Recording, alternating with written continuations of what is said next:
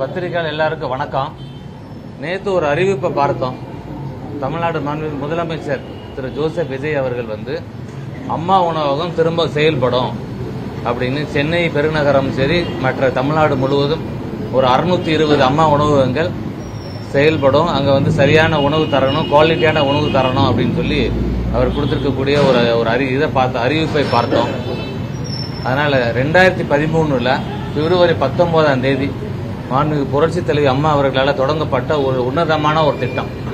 நம்மளே பார்த்துருக்கோம். நம்முடைய பிறந்த நாளாக இருக்கட்டும், ஏதோ நம்ம வீட்டில் ஒரு நல்ல நிகழ்வு இருந்தால் நம்ம முதல்ல செய்யக்கூடியது அன்னதானம் தான் செய்வோம். அந்த மாதிரி இதிகாச காலங்கள்லேருந்து இன்று வரை தானத்தில் சிறந்ததாக அன்னதானம் இருந்துக்கிட்டே இருந்தது. அந்த வகையில் பார்க்கையில் மிக முக்கியமான ஒரு திட்டம், சாமானிய மக்களுக்கான ஒரு திட்டம், எளிய மக்களுக்கான ஒரு திட்டத்தை செயல்படுத்தி இருந்தாங்க. அந்த மாதிரி ஒரு கண்ணோட்டத்தோட நியூயார்க் டைம்ஸில் மிகுந்து புகழ்ந்து எழுதப்பட்ட ஒரு திட்டங்கள்ல புரட்சி தலைவியோட இந்த ஒரு திட்டம் ஒன்று, மடிக்கணினி திட்டம் இருக்கிறது. இன்னும் ரெயின் வாட்டர் ஹார்வெஸ்டிங் அவங்க கொடுத்திருந்த அந்த திட்டமெல்லாம் வெளிநாடுல புகழப்பட்ட ஒரு திட்டங்கள். இதை முன்மாதிரியா எடுத்து இந்தியாவில் பக்கத்தில் ஆந்திராவில் அண்ணா அமிர்த ஹஸ்தம் அப்படின்னு 2015 தொடங்குறாங்க. இந்த அம்மா உணவகத்தை ஒரு மாடலா எடுத்து கர்நாடகாவில் தொடங்குறாங்க, ராஜஸ்தானில் தொடங்குறாங்க, வெஸ்ட் பெங்காலில் தொடங்குறாங்க, யூபியில் தொடங்குறாங்க. இப்படி பல்வேறு மாநிலங்களில் தொடங்கப்பட்டது. ஆனால் இதுக்கெல்லாம் முன்னோடியாக திகழ்ந்தது அதிமுகவுடைய அன்றைய பொதுச் செயலாளர், தமிழ்நாடே கொண்டாடிய, தமிழ்நாடை மிக சிறப்பாக கவர்னன்ஸ் ஆட்சி பண்ணிய புரட்சி தலைவி அம்மா அவர்கள் காலத்தில் கொண்டு வரப்பட்ட திட்டம். அவங்க காலத்துக்கு பிறகு கழகத்தினுடைய பொதுச் செயலாளர் ஐயா எடப்பாடி அவர்களால தொடர்ந்து அவருடைய ஆட்சி காலத்தில், அதுவும் கொரோனா போன்ற ஒரு கடுமையான பேரழிவு வந்த காலத்தில் கூட அந்த சிரமத்திலேயும் மிக சிறப்பாக செயல்படுத்தப்பட்ட திட்டங்கள்ல அம்மா உணவக திட்டம் ஒன்று. திமுக ஆட்சிக்கு வந்த உடனே அம்மா உணவு திட்டத்தை படிப்படியாக அவங்க மூடு விழா நடத்தினாங்க. கலைஞர் உணவகம் ஆரம்பிக்கிறதுக்காக மத்திய அரசுக்கு இவங்க 500 கோடி கேட்டு எழுதி மத்திய அரசு அதை ரிஜெக்ட் பண்ணிட்டாங்க. அப்ப இன்னைக்கு அந்த முதலமைச்சர் அறிவித்த உடனே புதூர்ல மதுரை வடக்கு தொகுதியில் இருக்குது. சரி இன்னைக்கு எப்படி செயல்பட்டுக்கிட்டு இருக்குன்னு பார்ப்போம் அப்படின்னு சொல்லி அதிமுக சார்ந்து நாங்கள் எல்லாரும் இன்னைக்கு வந்திருக்கோம். பார்க்கும் பொழுது இங்க வேலை செய்யக்கூடியவங்க 2 மாத சம்பளம் அவங்களுக்கு இன்னும் வரலைன்னு சொல்லி சொல்றாங்க. ஒரு நாளைக்கு 325 ரூபா வருமானம் அவங்களுக்கு இன்னும் வரல அப்படின்றாங்க. அவங்களே சமயங்கள்ல காய்கறிகள்லாம் பக்கத்துல மார்க்கெட்ல வாங்கிட்டு சமைக்கிறதா சொல்றாங்க. அப்ப அம்மா புரட்சி தலைவி தொடங்கும் பொழுது இட்லி 1 ரூபா, தயிர் சாதம், சாம்பார் சாதம், இந்த மாதிரி பல இதுகள் 5 ரூபாய்க்கு கொடுத்தாங்க. இப்ப இவங்க காலையில சாம்பார் சாதம் மட்டும் ஒரு 100 பேருக்கு தான் சமைக்கிறோம்னு இன்னைக்கு சொல்றாங்க. மத்தியானத்துக்குமே காலையில பொங்கல், மத்தியானத்துக்கு சாம்பார் சாதம் ஒரு 100 பேருக்கு தான் செய்யறோம். அந்த அளவுக்கு மிக மோசமான நிலையில் இருக்கிறது. கார்பரேஷன் அதிகாரிகள் வர்றாங்க, பார்த்துட்டு போறாங்க, எதுவும் நடக்கல. இப்ப நேற்று முதலமைச்சரோட அறிவிப்பு வந்த உடனே உங்களுக்கு குறைகள் என்னன்னு கேட்டிருக்காங்கன்னு சொல்றாங்க. மொத்தமாவே குறையத்தானே இருக்கு. பாருங்க, வாசலை பாருங்க எப்படி இருக்கு, மேல இருக்கக்கூடிய சீலிங்கை பாருங்க, உள்ள போய் பார்க்கறோம் சமைக்கிற இடத்த அவ்வளவு மோசமா இருக்கு. சிலிண்டர் மாதத்துக்கு 3 சிலிண்டர் வரும் போல இருக்குது. இப்ப அந்த சிலிண்டர் பற்றாக்குறையும் இருக்கிறது. அதனாலதான் இட்லி செய்ய முடியல அப்படின்னு சொல்றாங்க. அப்ப இவ்வளவு மோசமாக இந்த திமுக அரசு, அது மதுரையை குறிப்பிட்டு பாத்தீங்கன்னா மதுரை கார்பரேஷன் நிதி எப்படி இருக்க முடியும்? அதான் 250 கோடி 350 கோடி ஏற்கனவே இருந்த திமுகவுடைய மேயரா இருக்கட்டும், மண்டல தலைவரா இருக்கட்டும், அவங்க கவுன்சிலரா இருக்கட்டும், எல்லாரும் ஏற்கனவே கொள்ளையடிச்சிட்டாங்கல்ல. அப்போ இப்படி இருக்க முடியும்? கார்பரேஷன் மிக மோசமான நிலையில இன்னைக்கு அதனுடைய ஃபண்ட் இருக்கும். தமிழ்நாட்டிலே இன்னைக்கு 10 லட்சம் கோடிக்கு கடன் இருக்குன்னு சொல்லிட்டு இருக்காங்கல்ல. அப்ப இன்னைக்கு மாண்புமிகு முதலமைச்சர் ஒரு நல்ல எண்ணத்துல அவர் ஆட்சிக்கு வந்த உடனே மக்களை கவரக்கூடிய வகையில் சிறப்பான சில விஷயங்களை அறிவிக்கிறார். அந்த வகையில அவருக்கு கூட அவரை கூட்டணிக்கு அவருக்கு ஆதரவு வரும்போது கூட சிலர் கொடுத்த நெருக்கடி திமுக ஆட்சியோட திட்டத்தில் நீங்க செயல்படுத்தணும்னு சொல்லி தான் அவருக்கு நெருக்கடி கொடுத்தாங்க. நாங்க சொல்றோம், திமுக திட்டங்கள் எல்லாம் மக்களுக்கான திட்டங்களை செயல்படுத்துங்க.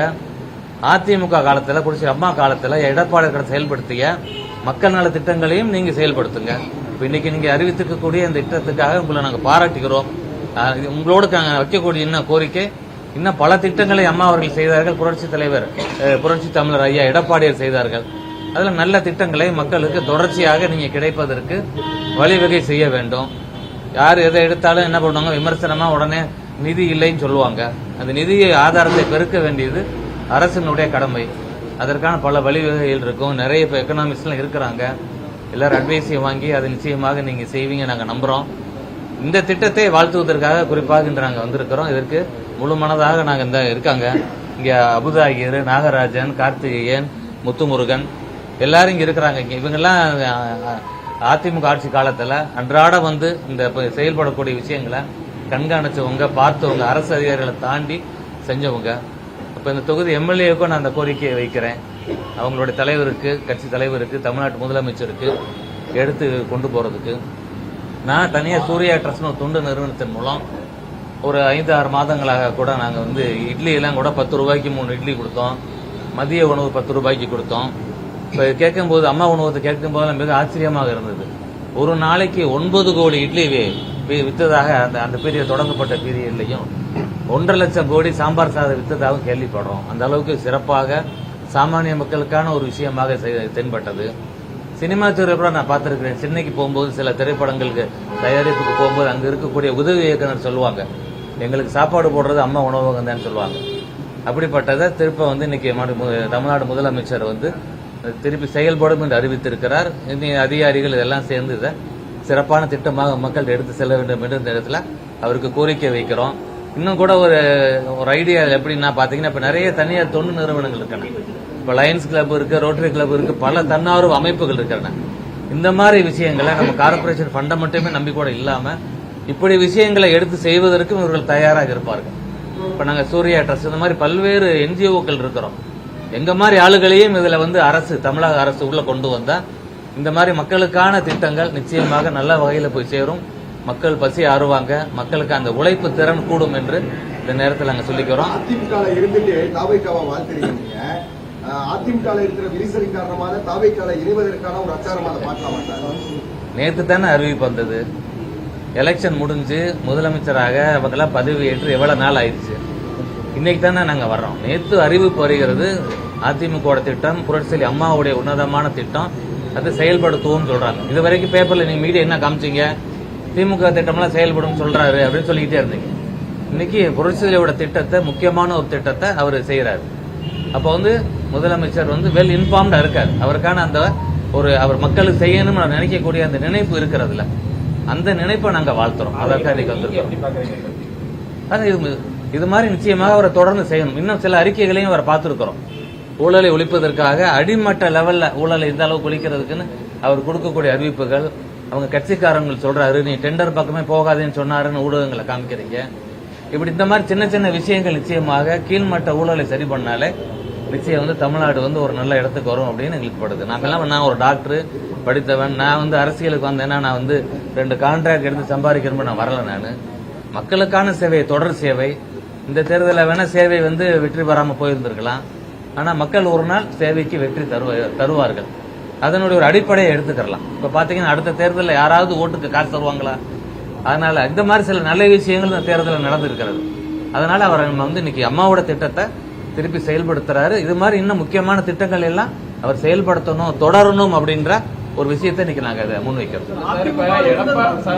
எடப்பாடி பழனிசாமி தரப்புல இருந்து யாருமே அதை பாராட்டல. இன்னைக்கு வேலுமணி தரப்பு தான் பாராட்டுறாங்க. நீங்க பொதுச்செயலாளர் தரப்புல இருந்து இல்ல, நான் அதான் சொல்றேன். நான் வந்து சொல்றேன், படித்த ஒரு டாக்டர். நானே ஒரு ட்ரஸ்ட் வச்சு சாமானிய மக்களுக்கான சேவைகளை செஞ்சுக்கிட்டு வர்றேன்.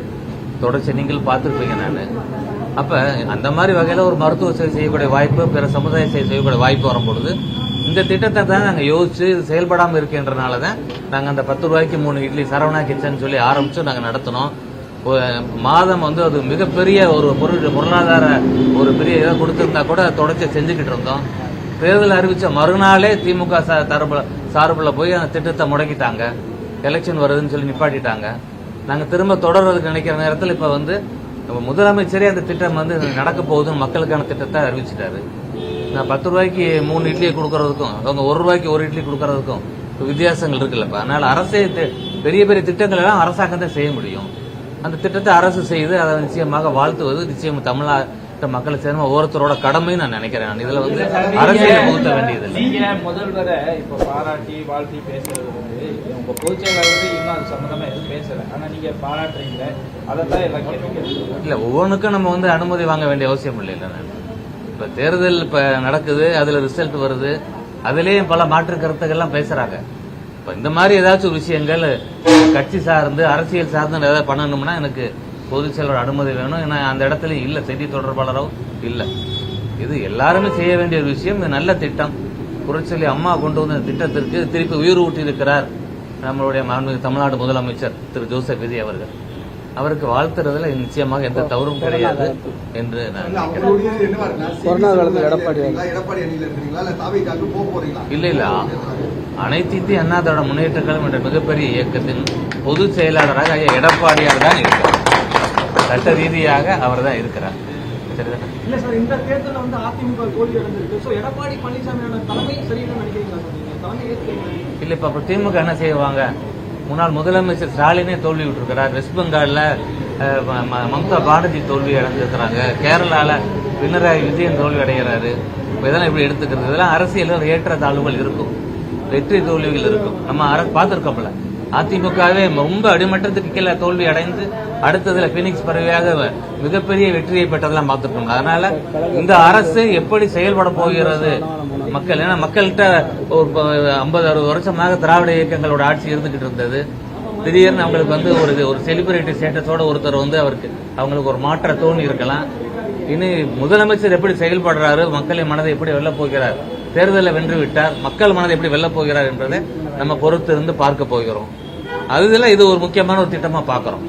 ஒரு வேற்றுமை பார்க்காம திமுக ஆட்சிக்கு வந்தோன்னு திட்டத்தை முடக்கினாங்கல்ல, இவர் அப்படி செய்யல, இந்த திட்டத்தை செயல்படுத்துறார். அப்ப எளிய மக்களுக்கு அவர் செய்ய நினைக்கிறாருன்றதை நம்ம எடுத்துக்கிறோம். இல்ல நீங்க தான் பத்திரிகைகள் இருந்து எல்லாருமே வந்து எல்லாத்துக்குமே ஒரு ஹனிமூன் பீரியட் கொடுத்துறீங்கல்ல. 6 மாதத்துக்கு யார் விமர்சனம் பண்ணாதீங்கன்றாங்க. பெரிய பெரிய அரசியல் வல்லுநர்களும் ஒரு 6 மாசம் விடுங்க. ஏன்னா 6 மாசம்ன்றது புரியல. ஒரு பானை சோற்றுக்கு ஒரு சோறு பதம் எடுத்துக்கலாம்ல. அப்படி பார்க்கையில அவர் சின்ன சின்ன அறிவிப்புகள் கொடுக்கறது கூட மக்களை கவரக்கூடிய வகையில் இருக்குது. இது சஸ்டைண்டா அவர் பண்ண முடியுமா, எல்லாம் இதெல்லாம் பொறுத்து இருந்து நம்ம பார்ப்போம். எடப்பாடி பழனிசாமி தலைமையை நீங்க ஏற்றுக்கீங்களா? ஆமா, நாங்க அதிமுக இருக்கிறோம். நேற்று தான் எங்க மாவட்ட கழக சார்பாக நேற்று இங்க கூட்டம் போட்டு தீர்மானத்துல எல்லாரும் கையெழுத்து போட்டு தான் வந்திருக்கிறோம். இன்னைக்கு எங்க சென்னையில கூட்டம் நடந்துகிட்டு இருக்குது. அதிமுகவுடைய பொதுச் செயலாளர் உறுதியாக எடப்பாடியார் தான். அதுதான் எலெக்ஷன் கமிஷன் அப்ரூவ் பண்ணது. அதுதான் மதுரையை திமுக அதிமுக மாறி மாறி டாமினேட் பண்ணி வந்த நகரம் அது இப்ப டக்குன்னு தாவேக வந்து ஸ்வீப் அடிச்சிருக்கு. அதுக்கு காரணம் என்னன்னு நினைக்கிறீங்க? 2 கட்சியோட செயல்பட மக்கள் முற்றிலும் பிறந்திருக்காங்க. இல்ல நம்ம டக்குன்னு ஒரு தேர்தலை சொல்ல முடியாது. இப்ப நம்மளுடைய தமிழக முதல்வர் மாதிரி தெலுங்கானால ஆந்திரால எல்லாம் பெரிய சினிமா செலிபிரிட்டிஸ் எல்லாம் இருந்தாங்க. அவங்களால ஒரே தேர்தலை அச்சீவ் பண்ண முடியல. இவர் பண்ணியிருக்கிறார். மக்களுடைய ஒரு மனமாற்றம், இளைஞர்கள், பெண்கள் எழுச்சி இதெல்லாம் இருந்திருக்கு. அதனாலதான் இந்த திட்டம், இன்னும் பெண்களுக்கு ஸ்கூட்டி திட்டம் எல்லாம் எங்களை அறிவித்திருந்தார் பொதுச் செயலர். ஏற்கனவே நடைமுறையில் இருந்தது அதிமுக ஆட்சியில. அந்த மாதிரி மகளிருக்கான திட்டங்களையும் தொடர்ந்து செயல்படுத்தணும்ன்ற ஒரு கோரிக்கை இதன் மூலம் வைக்கிறதுக்கு தான் நாங்க வந்திருக்கோம்.